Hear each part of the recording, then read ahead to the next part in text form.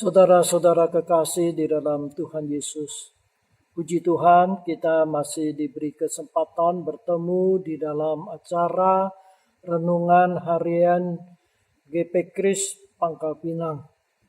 Walaupun kita masih hidup di dalam masa pandemi virus corona ini, tetapi kita bersyukur Tuhan masih melindungi kita, masih memberi kita kesempatan untuk bersama-sama merenungkan firman Tuhan. Semoga Tuhan berkati melalui renungan ini, kita lebih mengenal firman Tuhan, kebenaran firman Tuhan, dan iman kita boleh teguhkan. Sebelum kita bersama merenungkan firman Tuhan ini, saya mengajak kita berdoa lebih dahulu, mohon pimpinan dan pertolongan Tuhan melalui Roh Kudus. Mari kita berdoa. Bapa kami yang ada di dalam surga, terima kasih Tuhan beri kami kesempatan pada hari ini bersama-sama merenungkan firman Tuhan. Pada saat ini ya Tuhan, pakailah hamba-Mu untuk menyampaikan kebenaran ini. Biar melalui renungan ini kami lebih mengenal Tuhan, lebih mengenal kebenaran firman Tuhan, supaya iman kami boleh terpelihara. Kami tetap setia kepada Tuhan.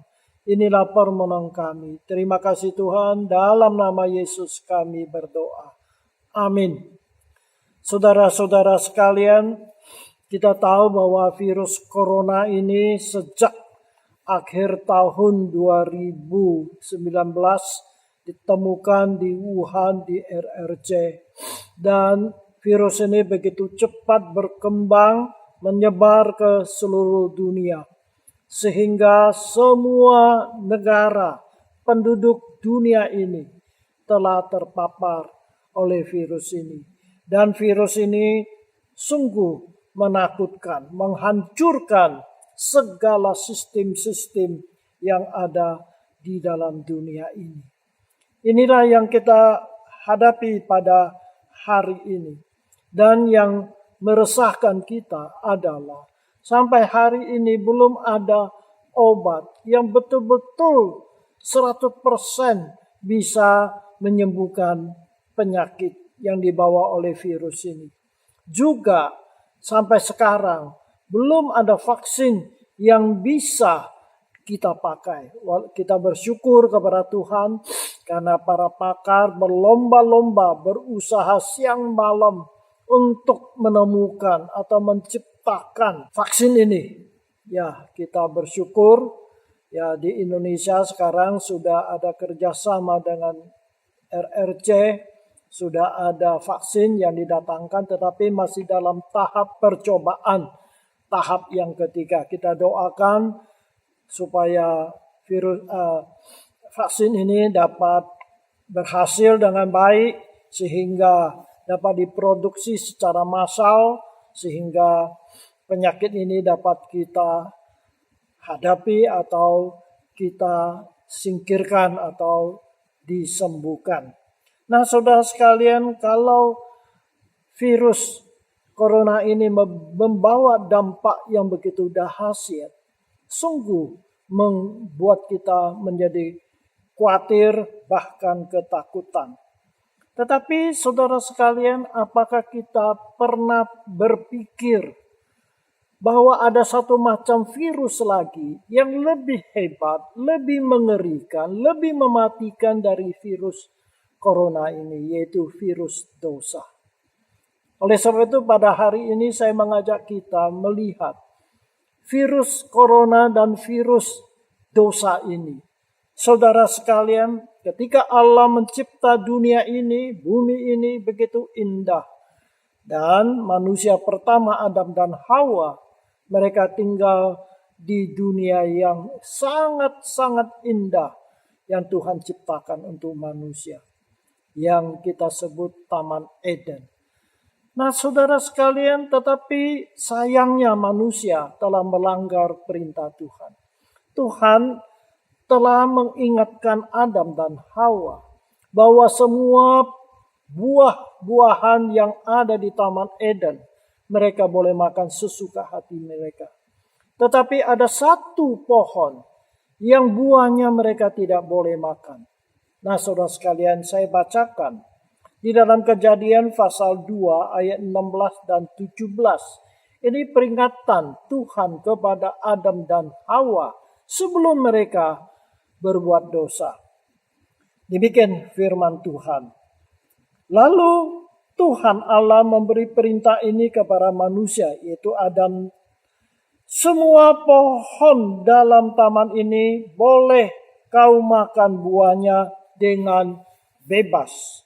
Tetapi pohon pengetahuan tentang yang baik dan jahat itu janganlah kau makan buahnya, sebab pada hari engkau memakannya pastilah engkau mati. Nah, saudara sekalian, inilah peringatan Tuhan kepada Adam supaya dia jangan makan buah yang dilarang oleh Tuhan.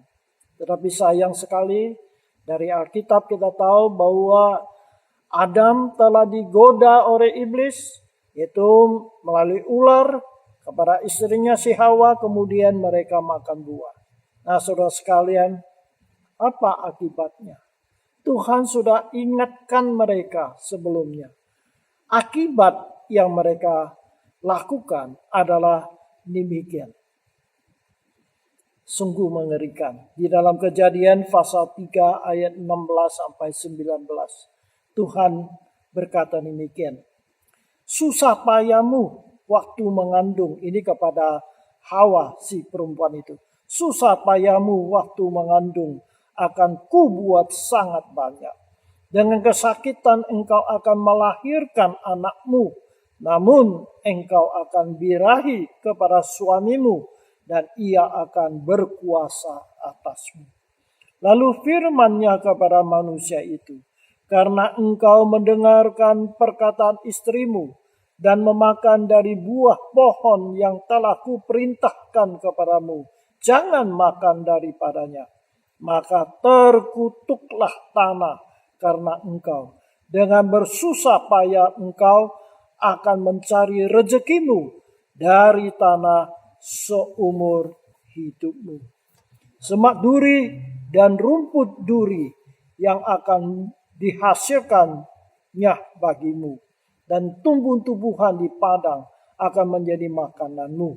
Dengan berpeluh engkau mencari makananmu, sampai engkau kembali lagi menjadi tanah. Karena dari situlah engkau diambil. Sebab engkau debu dan engkau akan kembali menjadi debu. Nah, inilah saudara sekalian. Bumi yang dicipta oleh Tuhan begitu indah. Akhirnya rusak karena dosa manusia. Virus dosa ini sudah merusak seluruh dunia ini. Nah, saudara sekalian, kalau hari ini kita lihat virus corona ini membawa akibat yang menakutkan. Tetapi, saudara sekalian, ada virus dosa ini yang lebih menakutkan. Tetapi sayangnya kita manusia lengah, tidak peduli atau tidak terpikirkan. Saya coba membandingkan virus corona ini dengan virus dosa ini. Ada beberapa poin. Yang pertama, virus corona ini baru ditemukan pada akhir tahun 2019 di Wuhan, di RRC. Jadi kita hanya berapa bulan yang lalu baru ditemukan virus corona ini. Namun virus dosa sudah ada sejak zamannya Adam di Taman Eden. Jadi dibandingkan dengan virus corona hanya berapa bulan yang lalu baru ditemukan. Tapi virus dosa sudah ada sejak zaman Adam sampai sekarang. Yang kedua kita lihat, bukan semua orang akan terpapar oleh virus corona ini. Seperti saudara dan saya hari ini, walaupun di mana-mana ada virus corona, Tetapi puji Tuhan, kita belum terpapar. Tetapi saudara sekalian, kalau virus dosa, semuanya manusia telah terpapar. Sebab kita mengatakan bahwa semua manusia yang lahir dalam dunia ini sudah mempunyai dosa. Nah, jadi saudara sekalian, virus corona hanya ada di sebagian orang, tidak seluruh manusia. Tetapi virus dosa ini semuanya ada. Tidak peduli saudara itu kaya atau miskin, tinggal di kota atau di kota kecil, semuanya terpapar oleh virus dosa ini. Siapa di antara kita yang berani mengatakan kita tidak ada dosa?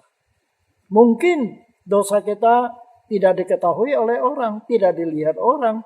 Tetapi dari lubuk hati kita terdalam, mau tidak mau kita ngaku bahwa sesungguhnya kita adalah orang yang berdosa. Itu yang kedua. Yang ketiga, virus corona ini akibatnya dapat kita lihat langsung. Ya, kalau ada orang terpapar oleh virus corona ini, maka akan segera melihat akibatnya dan membawa dampaknya, ya, membawa dampaknya, gejalanya yang mematikan. Tetapi virus dosa ini sepertinya aman-aman aja. Tidak ada akibat yang negatif, tidak ada membawa penderitaan. Maka itu saudara sekalian, banyak orang berbuat dosa, masih hidup senang-senang, masih sehat, masih usahanya lancar, semuanya tenang-tenang aja. Maka itulah yang membuat manusia lengah. Dia pikir dosa itu ya hanya satu istilah saja. Ya, tidak ada akibatnya. Belum ada akibatnya. Nah, saudara sekalian, inilah yang membedakan. Kalau virus corona dapat kita lihat akibatnya langsung, ya, hanya berapa hari sudah ketahuan. Tetapi virus dosa sepertinya aman-aman saja, tidak ada akibat, tidak ada gejala. Namun kita harus tahu, dosa tetap ada akibatnya. Hari ini belum muncul, tetapi satu hari pasti dia akan keluar dan tidak bisa kita melarikan diri.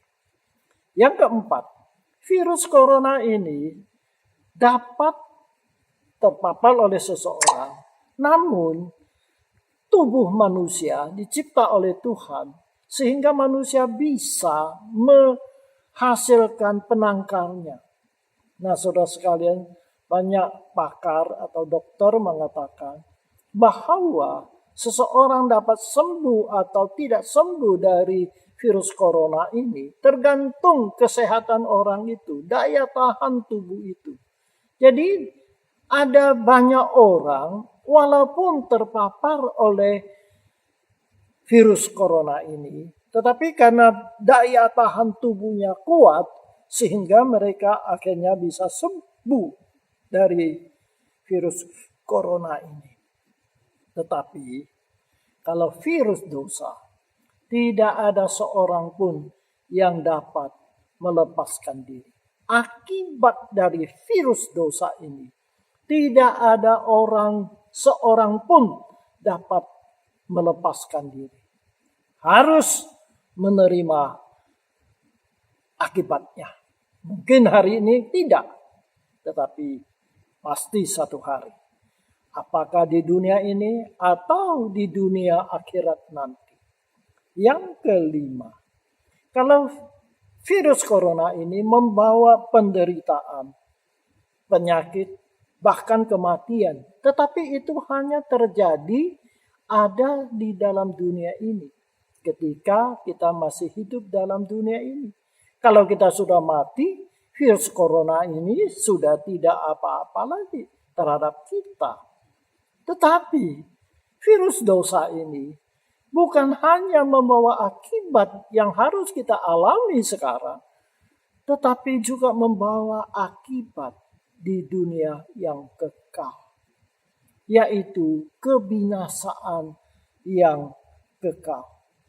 Nah, saudara sekalian, di dalam Roma pasal 6 ayat 23 dikatakan upah dosa adalah maut atau kematian.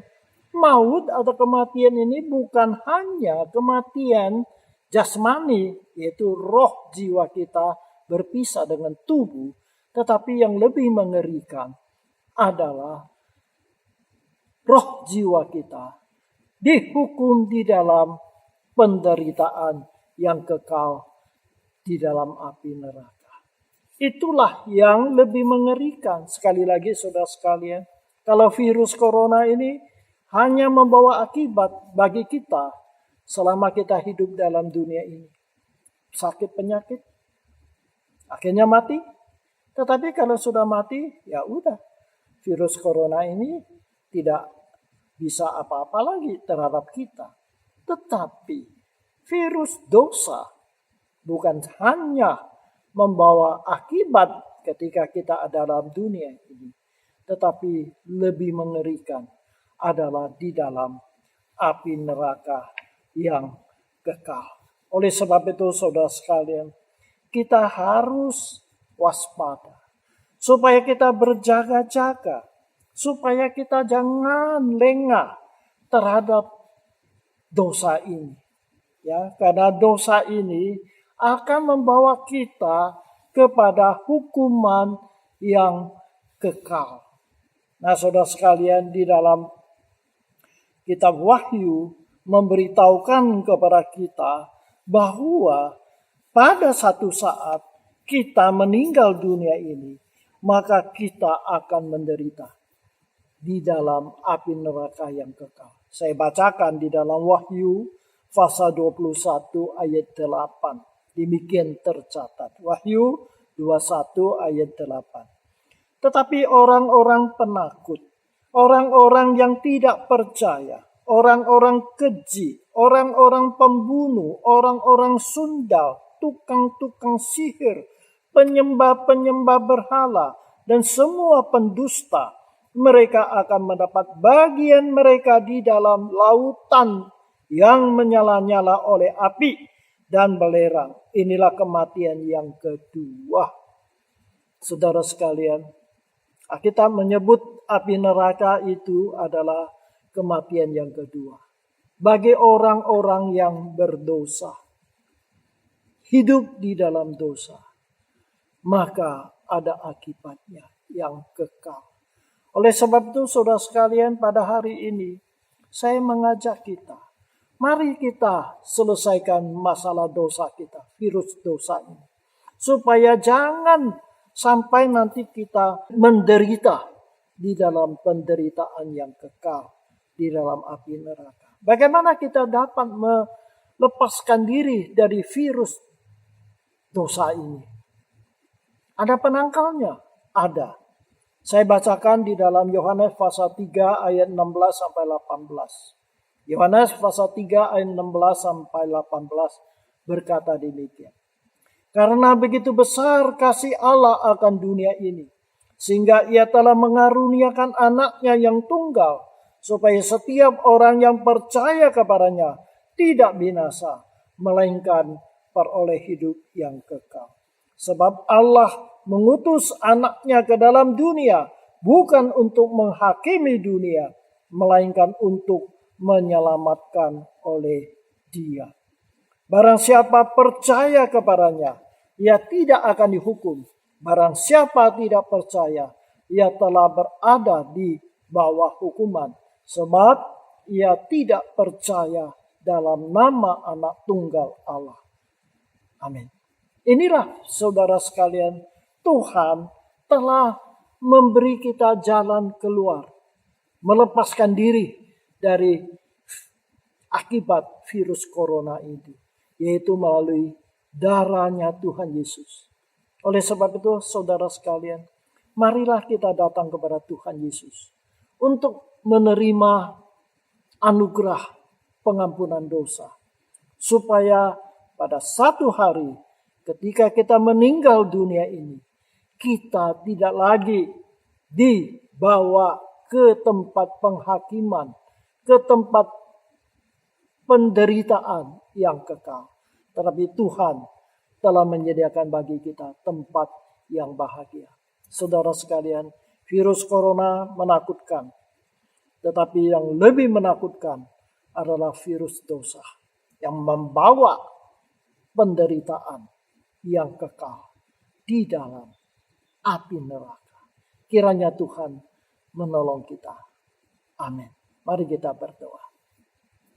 Terima kasih Tuhan, Engkau mengasihi kami. Walaupun kami manusia telah jatuh di dalam dosa, tetapi Tuhan, Engkau telah menyediakan jalan keselamatan bagi kami, supaya masalah dosa kami dapat diselesaikan. Walaupun kami telah berbuat dosa, tetapi di dalam Yesus kami mendapat anugerah pengampunan dosa. Darah Yesus berkuasa untuk menyucikan kami dari hukuman dosa. Terima kasih Tuhan. Kami berdoa bagi bangsa kami Indonesia ini yang sedang menghadapi pandemi virus corona ini. Tuhan, Engkau tahu setiap hari 1.000 lebih orang yang terpapar oleh penyakit ini. Oleh sebab itu kami mohon Tuhan kasihanlah, tolonglah kami, selamatkanlah kami. Kami doakan para dokter, perawat-perawat, para medis yang berjuang untuk merawat mereka yang terpapar oleh penyakit ini. Kami mohon Engkau lindungi mereka, lindungi keluarga mereka. Juga kami berdoa untuk setiap kami, anak-anak Tuhan. Lindungilah kami, lindungilah keluarga kami. Terima kasih Tuhan, inilah permohonan kami. Dalam nama Yesus kami berdoa. Amin.